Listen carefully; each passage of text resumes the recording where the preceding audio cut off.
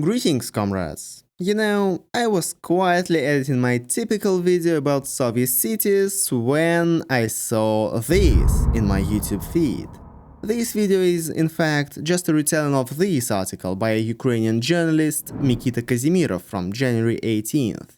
And you know, I also want to get 700,000 views in 20 hours. Besides, I totally disagree with the author of this video. So today we are talking about Atomic Heart.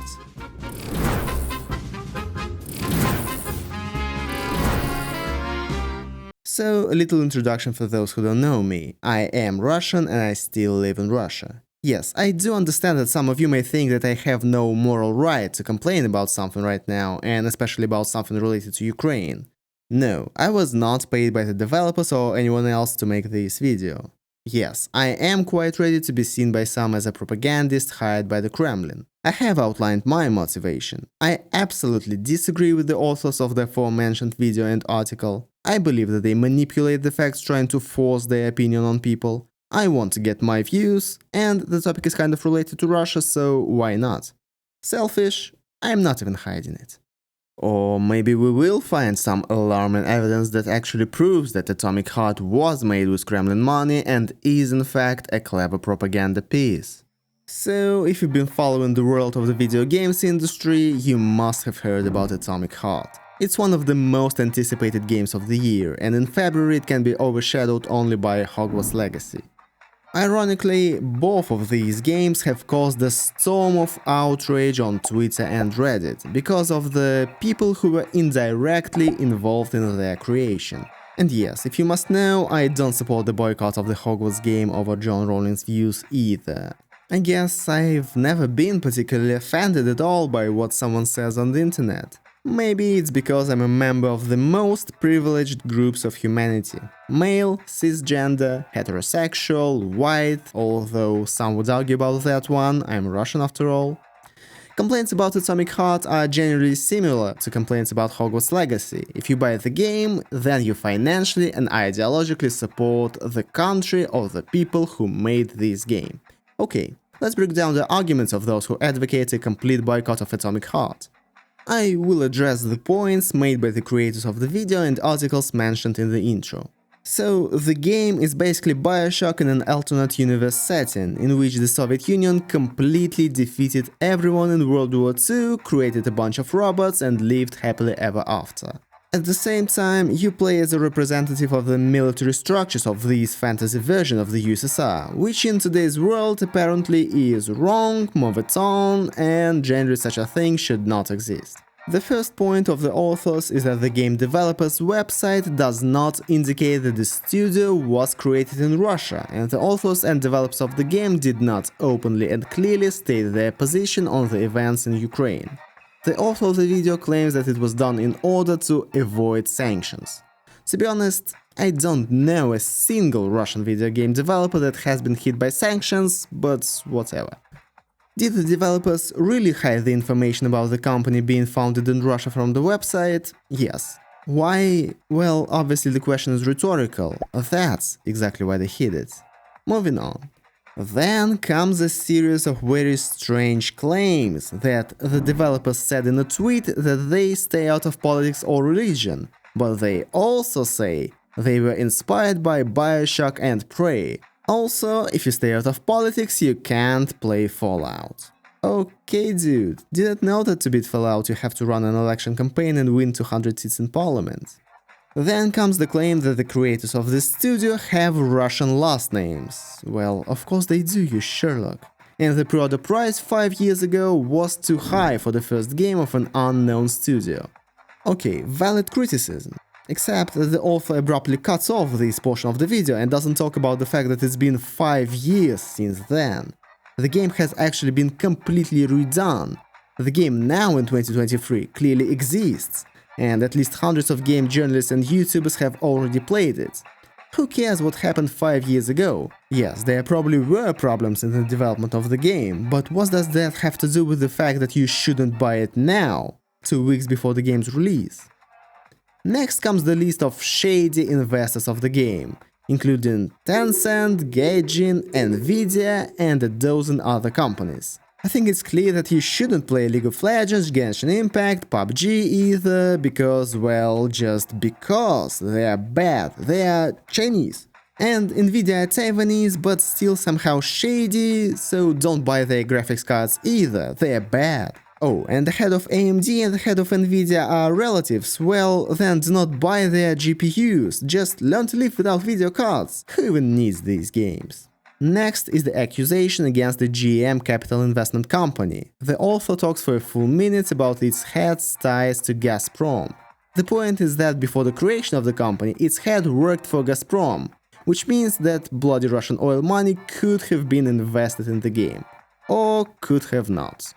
Also, is it just me or is Pali a Ukrainian last name? Would you like to investigate? Next comes the claim about the connection of developers with the platform VK Play, which publishes the game in Russia. Which is logical, someone has to publish the game in Russia, and since most Western publishers do not want to do it, why shouldn't a Russian publisher do it?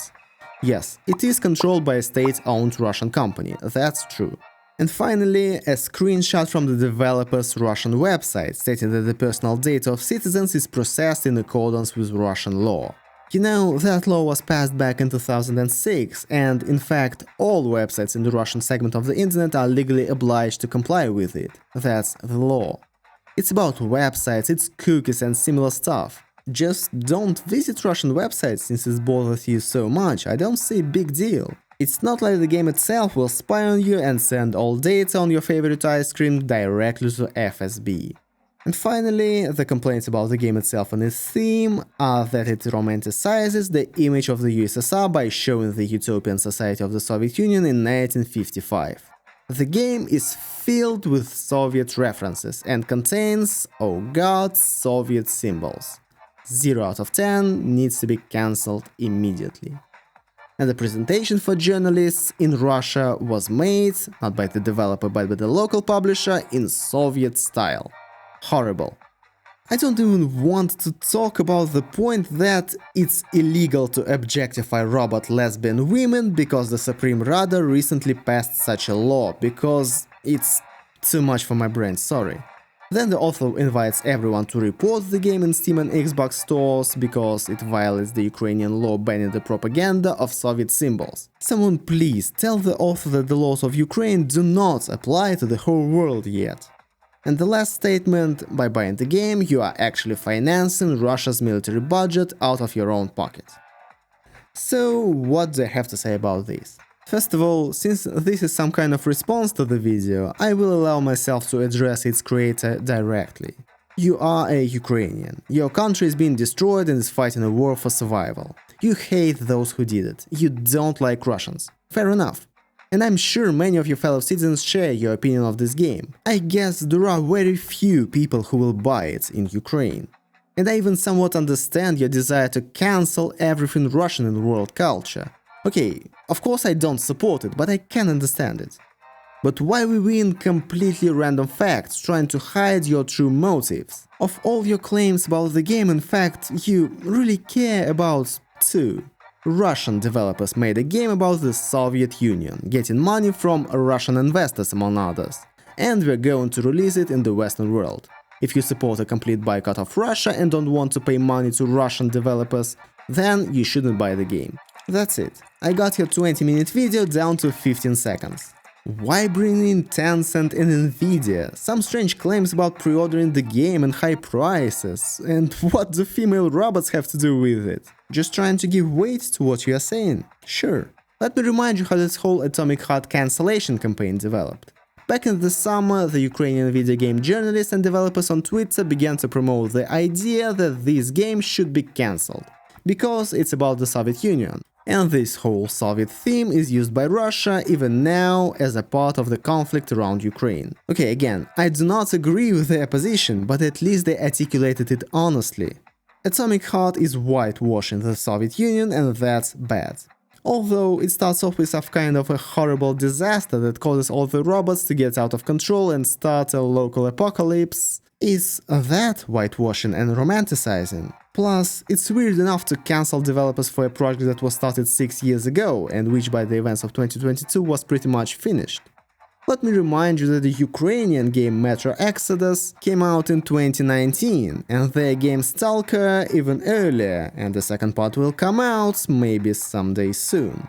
Surely their stories don't take place in a similar quasi-Soviet setting. Surely Stalker was not inspired by a Soviet book and a Soviet nuclear disaster. The subway in the Ukrainian series Metro is definitely not Soviet. And there are no Soviet flags in these games. Oh, come on. In sum, the remaining complaint about the game is the Russian origin of the developers. Let me tell you a little secret. Yes, Montfish is originally from Russia. And after the well-known events, they decided to disassociate themselves from Russia and move to Cyprus, removing any mention of their country of origin in their Twitters and on their website. People had been working on their project for 5 years, and then they had to leave their native country in order to be able to continue doing what they love. Isn't that exactly what you wanted with the sanctions? So that talented specialists, including programmers and game developers, would leave Russia, set up companies in other countries and work for them, not for Russia. Well, so they left. And not just them, but about 90% of the developers. Are they going to be reminded of their nationality for the rest of their lives? Oh, they didn't clearly condemn the actions of the Russian government on Twitter. Well, yes, that's terrible, especially when you remember that most of the people who left Russia have families and relatives there. And you can get 5 years or more in prison for a couple of careless words. It's a hideous sin. What's the bottom line? Am I advising you to buy Atomic Heart? No. Am I advising you not to buy Atomic Heart? Also no, I don't care at all. Are you afraid that your $60 will go into the Russian budget and be used to buy missiles? Let me tell you another secret. Sales are handled by publishers, not by developers, and VK Play, which I remind you is associated with the Russian state, is the publisher of the game only in Russia, so they will get a profit only from sales in Russia. I highly doubt that Microsoft will donate a percentage of your purchase of a copy of the game somewhere in Australia to the budget of a Russian Federation. And even if they somehow do, most Western countries still import millions of dollars worth of goods from Russia. And from these purchases, there is certainly more money going into the Russian military budget than from the very indirect profits of some game sales. So, as the famous Russian joke goes, either take off your cross or put on your underpants. Let me remind you that this wave of hate and calls for cancelling Atomic Heart is a planned action of the Ukrainian media, Twitter users and some representatives of the game industry. Exactly the same actions are taking place in sports, music, movies, ballet and everywhere else. The goal is the same: to cancel Russia, to remove it completely. And on the whole, they are doing very well on this informational front. Again, to a certain extent, I understand their desire, although of course I don't support it. If such actions seem appropriate to you, that's your right, no big deal. But I just don't like it when they try to blatantly manipulate people, pouring out a bunch of random and unrelated facts and trying to hide their true and trivial goal. Think with your head. Is Atomic Heart really a Russian propaganda? I mean, probably to the same extent as Fallout 3 is American propaganda. If you like the idea of the game, the setting or female robots, buy it. If you really do not want to have anything to do with the Soviet Union and Russia, you are disturbed by the fact that the developers are Russian, do not buy it, it's your money, it's your right. I personally still haven't decided. I really like Soviet aesthetics, but I'm not a huge fan of shooters. What about you? Thanks for watching. I know that's probably not what you expected, guys, but still. Stick to one, Steven, Yelizaveta Zakharova, Kirill, Klimuk, Böse and Giovanni Zayas. Thank you so much.